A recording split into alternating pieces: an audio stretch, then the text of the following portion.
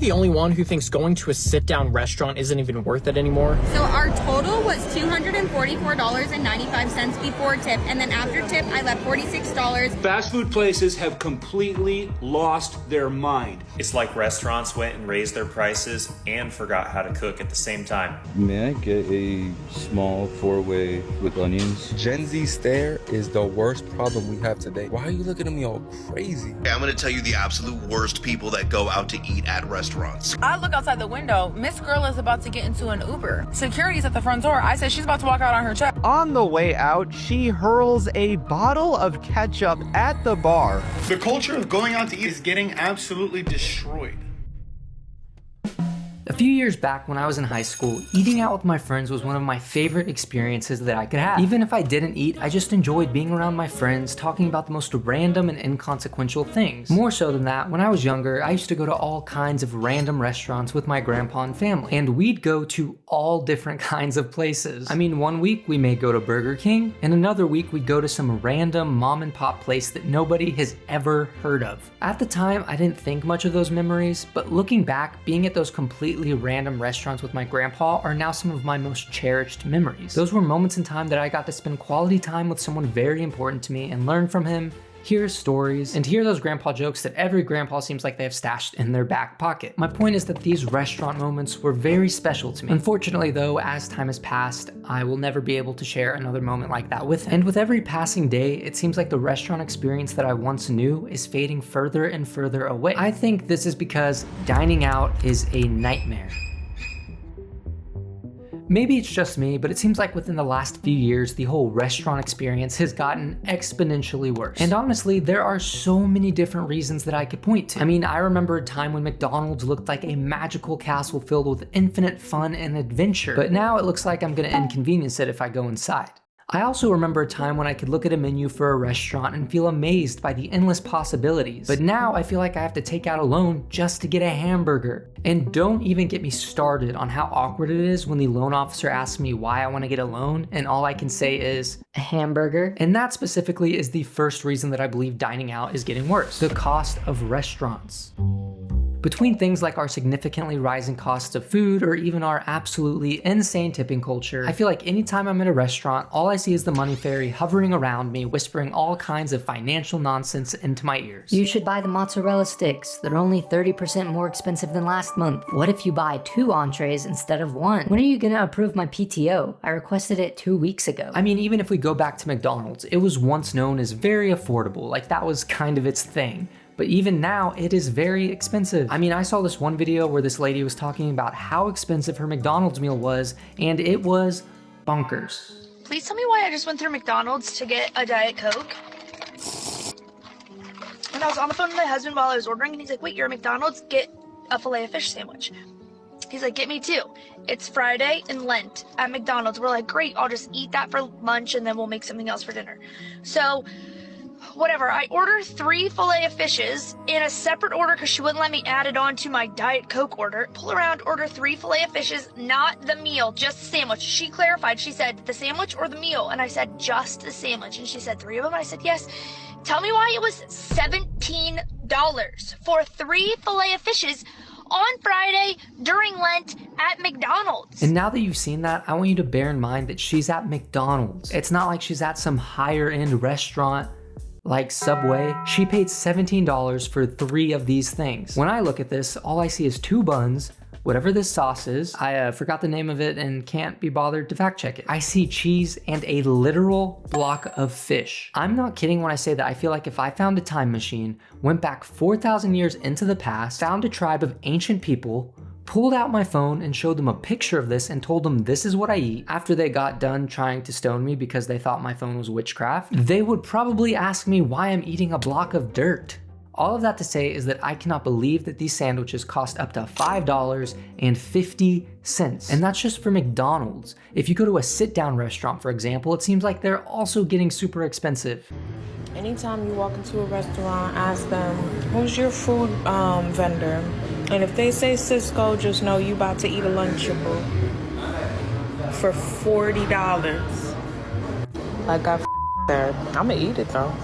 And what she's saying in this video, I believe speaks to a pretty big problem. According to the NRA, not the National Rifle Association, but the National Restaurant Association, restaurants have gotten 31% more expensive in just the last 5 years. So not only are more and more restaurants getting more expensive, but more and more are ordering their food from food wholesalers. Basically, a food wholesaler is a business that buys food products in bulk and then sells them to places like restaurants. And don't get me wrong, I think that this is definitely an important business, especially so that we can keep the supply chain efficient. But the problem is that many of these wholesalers are known for not having the best quality food. Take Sysco, for example, who is the largest food distributor in the US, has almost become completely synonymous with frozen and pre-made food. And whether that's true or not, that's how many people feel about the quality of it. And it's only becoming more and more expensive. And I don't know, call me crazy, but if someone were to send me an entire cardboard box filled with chicken wings, which I feel like is essentially what Sysco does, I don't know how I would feel about consuming that on a massive scale. No part of me sees this and goes, chicken wings in a box.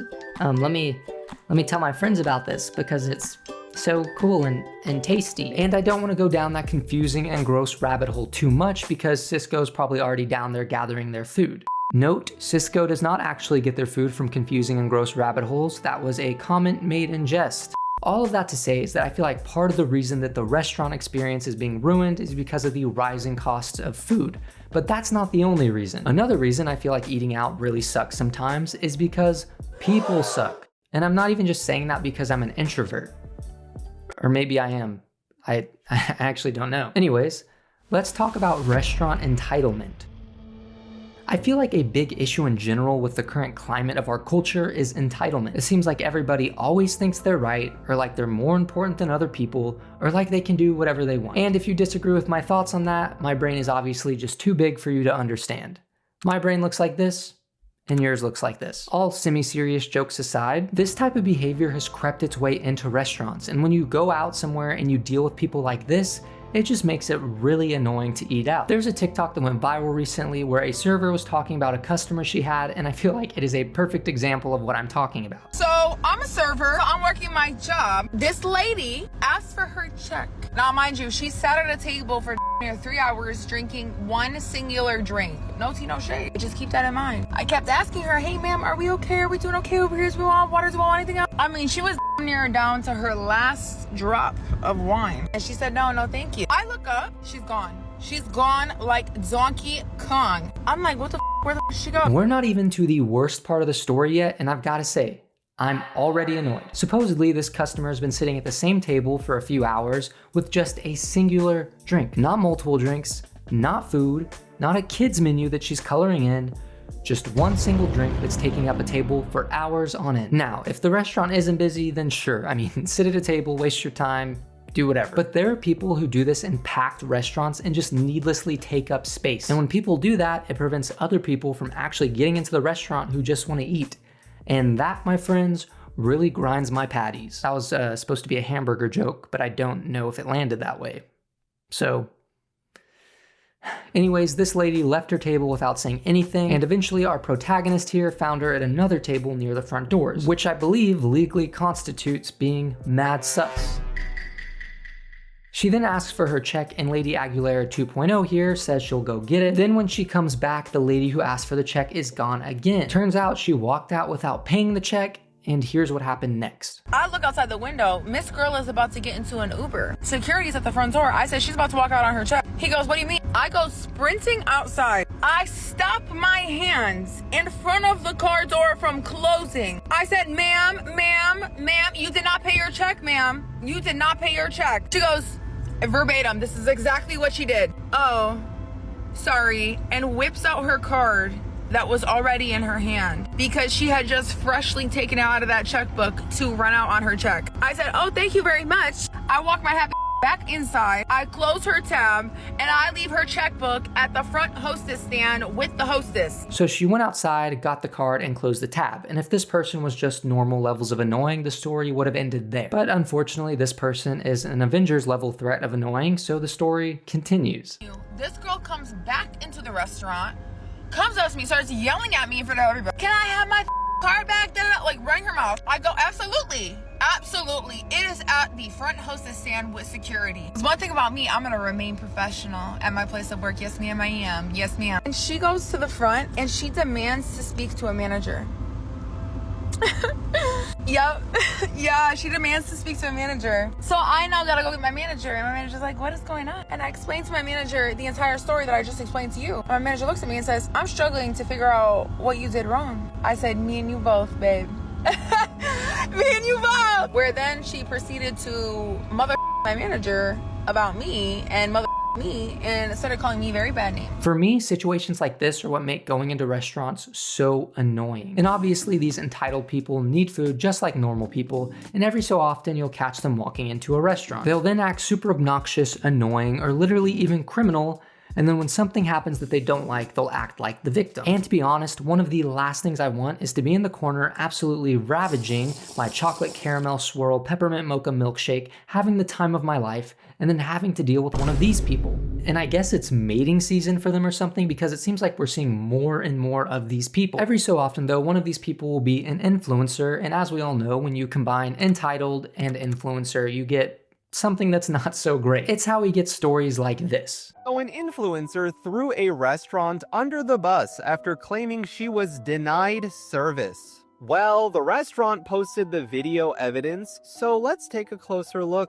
She starts off her video complaining that she tried to order an alcoholic beverage and was asked for ID. Into the bar to go get a little drinky drink, and what happened? They tried to ID both of us, and then I didn't have my ID, so I had a picture of my ID. Now, not only is this required by California law, but she claims she was just getting the drink to record it and had no interest in sipping it. Ever. I'm literally recording everything, all our food, to post. Right. She then orders another drink and claims this one is for her partner. The drink back, and he can drink it. I won't take a sip of it. It's recording it. Well, he wants to say, oh, you guys can go. Well, the restaurant obviously doesn't want to break the law, so they take her drink away, at which point she threatens to throw her food at the staff. Snatched it and took it to the back and said, no, that's not how it goes. That's not. And if that weren't bad enough, on the way out, she hurls a bottle of ketchup at the bar, nearly missing an infant's head. Shout out to the restaurant owner for standing up for himself and his business, and if you live near a Tostadas, please go support them. The fact that people like this are living amongst us is crazy to me. It's like what I was talking about a minute ago. When someone does something that these people don't like, they act like they're the victims. But in this case, she not only did that, but then made a TikTok about it and posted it for everybody to see. And on top of that, she was lying. And in this case too, I guess she's been trained in marksman ketchup throwing, because she threw that ketchup in the perfect way to make a mess. And while that is absolutely annoying, I will admit, it is kind of impressive. But also she did nearly hit a baby, so she should probably be sent to Azkaban. If she went there, she'd probably fit in with the people who are not only super annoying, but also don't tip, which that is another story that recently went viral. Family of 8 comes in, I'm happy to take them. I usually love big parties, because big parties means more people, more food, higher bill, more tip. Usually, not these people though, apparently. You know what they did? They racked up $300+ of food, and guess how much they tipped me? Comment down below your guesses. You guessed $10.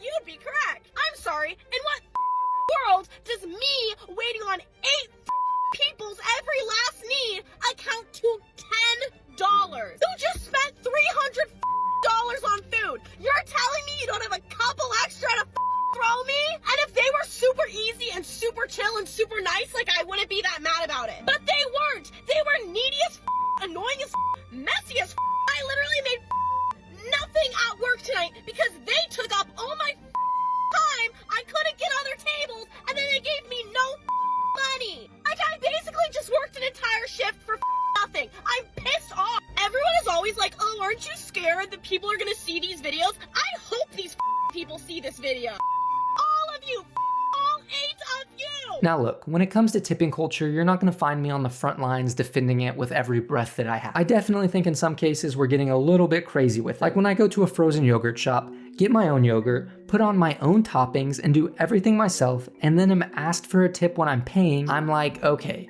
let's slow down with the tips a little bit. What am I tipping for? Am I tipping for you ringing me up? I don't know. That just feels really crazy to me, but I tip anyways because I feel super pressured and I'm afraid if I don't tip, I'm gonna explode or something. My point is that I'm not 100% all in on tipping, but in situations like this where you're putting in extra work dealing with all these extra people and then you're not even given a 4% tip is peak hooligan behavior to me. So not only is it annoying to go to restaurants where obnoxious people are hunting for food, it's becoming annoying for people who work at these restaurants too. Like sure, you can make the argument that you shouldn't have to tip people because it's not your responsibility to pay people, but it seems a little dumb to go to a restaurant where that's the system that they have set up and then you be super obnoxious, super annoying, and actively make the server work harder and then not even give a 4% tip. That seems a little crazy to me. But to be fair, while there does seem to be a rise in annoying customers, there also seems to be a rise in bad employees, which leads me to another reason that I think the whole restaurant experience is being ruined. Let's talk about bad customer service. There's a lot of different directions we can go in when talking about this, and some of them will make people very, very mad. So I guess we'll just see how this goes. But basically, it feels like there are so many service workers who are just rude, don't care, or don't know what they're doing. And it starts to make dining out pretty annoying and not fun. But I'm gonna be honest though, sometimes it can be kind of funny. There you go. Thank you. Oh, it's alright. It's alright. Slippery sucker. No, you're I'm good. sorry. You're good. Sorry about that. That's okay. You guys need anything else? Can we get you I'm supposed to have, yeah, I'm supposed to have sweet potato fries anyway. Oh yeah, you got the wrong one. Thank you. That sucks.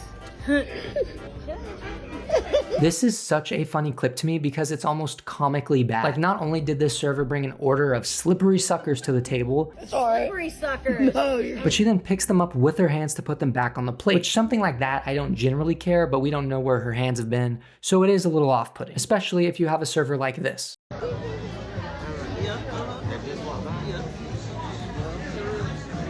Then after she's done picking up the fries, which she doesn't even pick up all of them, she's then informed that she brought the wrong order, and all she says is, "That sucks." That sucks. That's probably one of the funniest yet worst responses you could ever give in this situation. I feel like when you say that, you're taking any blame you may have had off of yourself. Like what if you went to the doctor and the doctor, let's say, cut off your arm, and then you tell him that you were actually only there for a flu shot, and then he looks at you and he says, "That sucks." How do you even respond to that? In this case though, it was kind of funny, even though I may qualify it as bad customer service, but in other situations, some employees are just straight up rude. And that's kind of what happened in a TikTok that took place at Skyline Chili.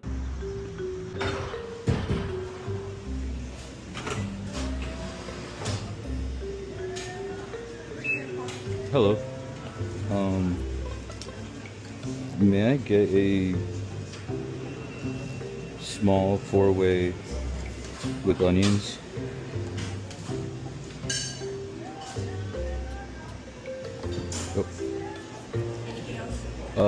What's the difference between a coney dog and a chili dog?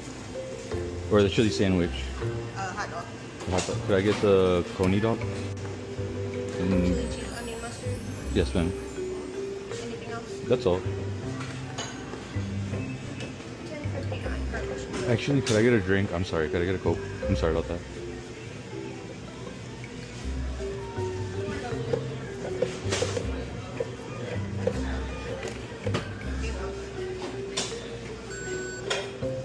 Recently, there's been a lot of hoopla about the Gen Z stare, and many people are calling this a case of the Gen Z stare. The thing is though, a lot of people are defending the Gen Z stare for many, many different reasons, but I feel like in a case like this, we should collectively agree that this is rude. This whole time, I feel like this employee is actively giving the impression that she's being annoyed by this guy, and I feel like that's probably not how you should act as an employee. But whether you defend that behavior or not, situations like that are why I think that the whole dining out experience is becoming worse. It's getting more expensive and people are getting more annoying. And honestly, it does really suck that this is happening because I feel like we're losing more than just restaurants.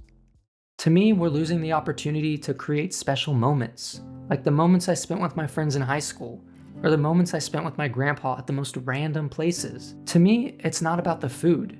It's about what it represented. Stability, friendship, feeling like life was manageable.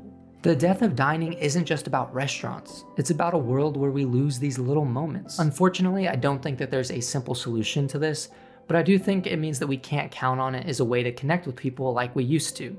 But I know it's not the end. I find comfort in knowing that I'm still making these amazing memories in other ways. So instead of reminiscing too much on the specific way we're losing, I figured I might as well put that energy into moments that I'm enjoying now. Like I said, I didn't realize how important those restaurant memories were to me when I was younger, but I'm not gonna make that same mistake. I want to try and live every day recognizing that I'm living in the moments that I'm going to look back on with fondness. I'm creating those memories right now with special and meaningful people that I have in my life right now. And honestly, I'd rather spend time with the person than just the memory, which is why I'm trying to learn to live in the moment every day.